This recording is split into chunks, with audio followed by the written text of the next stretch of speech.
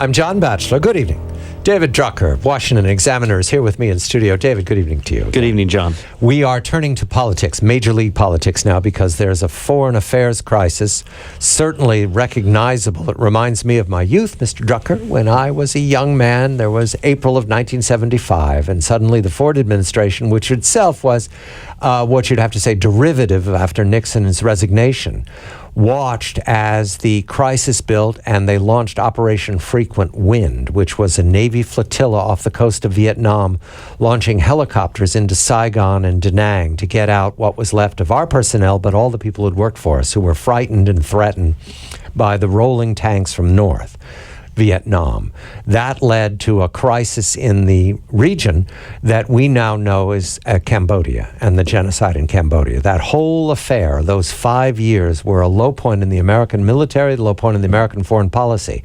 Are we at the doorstep of that again? So we're going to turn to that with our colleagues, Thaddeus McCotter of WJR and John Fund of the National Review Online. But before we get very grave, and I can when I can recount April of 1975, a low point in my understanding of the American empire since the Second War, I want to ask Mr. Fund, just for a moment here, John, because we get to reintroduce Richard Nixon. We also get to reintroduce Rosemary Woods. Who was she, John, for the younger listeners? And what does she have to do with Lois Lerner? Good evening to you, John. Rosemary Woods was the longtime loyal secretary to Richard Nixon, and in 1974, at the height of the Watergate crisis, when Nixon was turning over the tapes, it was discovered that there was an 18-and-a-half-minute gap in a critical conversation about the Watergate burglary featuring the president. And Nixon said it was a mystery, and Rosemary Woods stepped forward and said, well, I may have caused part of that by accidentally erasing it. It turned out later that that was a ploy, and that the tape had been erased 9 or 10 times by somebody who was deliberately trying to conceal evidence. And Lois Lerner, do we have any indication that there's anything irregular here? Well, tonight I was in New York at a dinner where Darrell Issa, the chairman of the House Government Oversight Committee, which has primary responsibility investigating the IRS scandal, is, and Issa told the group in public, I have proof that the IRS is lying.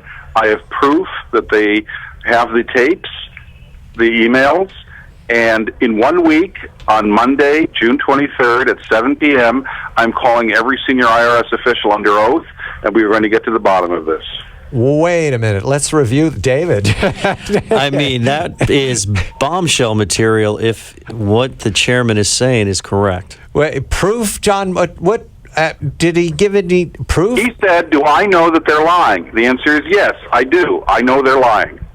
And he's going to deliver it in 1 week's time, a week from tonight? No, he's going to begin the process. He says, in 1 week, I am summoning by subpoena the commissioner of the IRS and senior IRS officials before my committee at 7 p.m. Monday, June 23rd, and we're going to start the process of getting to the bottom of this. And I will not rest. Does he know they're lying because he just knows, or does he have proof that is definitive that he can present? You would have to ask him. Well, you gave me something to do. And let's do some details here for people who just arrived from the planet Mercury. All right, fine. Lois Lerner is a now infamous former member of the IRS, a senior official who was in charge of or had a relationship with the nonprofit organization in Cincinnati that was connected to investigating applications for 501c3s and 501c4s in the 10 cycle. This is 2010, continuing to 2012. And the presumption is that there was far more attention and investigation and intimidation towards groups associated with the Tea Party or the Republican Party than there was towards the Democratic or the liberal part of the Democratic Party. Far more attention. And the investigation is dragged on for, what, is it a year now? It seems like 13 months, yes. And Darrell Issa's House Oversight Committee has been one of the investigators. However, this week, it was Dave Camp Camp, a completely different direction, who revealed that the IRS last Friday was telling him in a document that Lois Lerner's emails to outside people outside the IRS from June of 2009 until some period in 2011, the critical period connecting to 2010, were gone, were missing. What was the statement, John? They disappeared? We destroyed them? They were the victim of a computer crash. And what Isa told the group tonight was either they are deliberately concealing or they deliberately created procedures by which to circumvent federal law about data recovery and retention, and they consciously allowed the material to be lost. And does this point out, John, that there's something going on with the IRS, with ISIS committee, with the White House? Do we have any other hands in this? Well, what ISA was careful to say, he has no evidence that any official higher up than Lois Lerner was involved in the IRS targeting of Tea Party groups. But he said, it is astonishing the extent to which the administration is trying to protect Lois Lerner, trying to make sure that she continues to refuse to answer questions. Astonishing that they are going to such lengths to engage in a cover-up. And he says the only plausible explanation is somebody must be hiding something. And did he use the word cover-up? I believe he did. I'd have to look at my notes. David, this is peculiar, isn't it? I mean, I wasn't ready for this. I was ready to be entertained by this, but not to follow down the idea that there's a scheme going on. Well, look, as we've discussed, whenever somebody all of a sudden can't produce documents right. and emails, which in Washington, D.C. is pretty odd because no email ever dies, particularly when it's useful to somebody. Emails are forever. We all live by that. Correct. And so I think there's something of interest here. This is something that Chairman Issa has continued to dig into. Chairman Camp at Ways and Means with oversight has actually been pretty active here. You know, the question is whether they can ever get to something that finally pulls the veil off of whatever happened or didn't happen in a plain, understandable way. Someone close to Congressman Issa told me that ultimately they may have to call up several dozen IRS employees, force them to testify under oath, warn them they are committing perjury if they try to protect higher-ups. And if they call up enough lower-level employees, a couple of them will choose not to engage in perjury before a congressional committee. Let's go to a voice well outside of Washington, a recovering politician, Thaddeus McCotter. Thaddeus, I did not know any of this, which is why I didn't prep you. Mr. Funds just joined us. Does this strike you, your sense of proportion in Washington, that someone is capable of destroying email or claiming they destroyed email at the IRS and coordinating it with a campaign to string out this investigation? Does that sound sensible to you way out there in Detroit, Thaddeus? It sounds possible, yeah. Remember, this is what they do.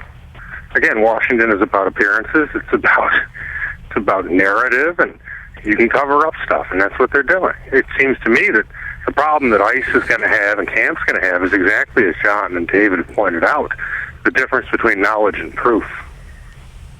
And David, let's go to that. This becomes a major story now. I mean, these are allegations that have to be backed up. Otherwise, you got problems. Correct. And look, the camera loves a lineup of senior government officials or even mid and low level government officials.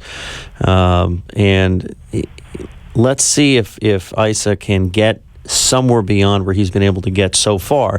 And this is not a criticism of his investigation, but just to say that there was an initial bombshell with the IG report and everything we thought we knew, and now it's been treading water. It hasn't sunk, but it hasn't risen. And it's devolved into a sort of partisan fight that the public keeps its eye on but doesn't get too excited about. It would be interesting to see if he can really bring to light something fresh. And I just want to add this because I'd never spoken with Congressman Issa before, but during the primaries a couple of weeks ago, he came on to speak in favor of Kashkari and his seeking the governorship and that race with Donnelly. And I was impressed. Darrell Issa, unlike the way he's presented on MSNBC, is a very straightforward, intellectual, carefully spoken man who's quite convincing on the phone. That's correct. I mean, he gets a little bit of a bad rap because he's prone to a little hyperbole now and then, but he actually has thought a lot of this through and done more with oversight and government reform as a committee than probably any previous chairman. David Drucker is here with me in studio from the Washington Examiner from Washington. John Fund, Mr. Bombshell Thrower, is with me in New York as well from the National Review Online. Thaddeus McConnell of WJR. When we come back, I promise to go to that other story, the other bomb throwing in Iraq and foreign policy for the 14 and 16 election. I'm John Batchelor.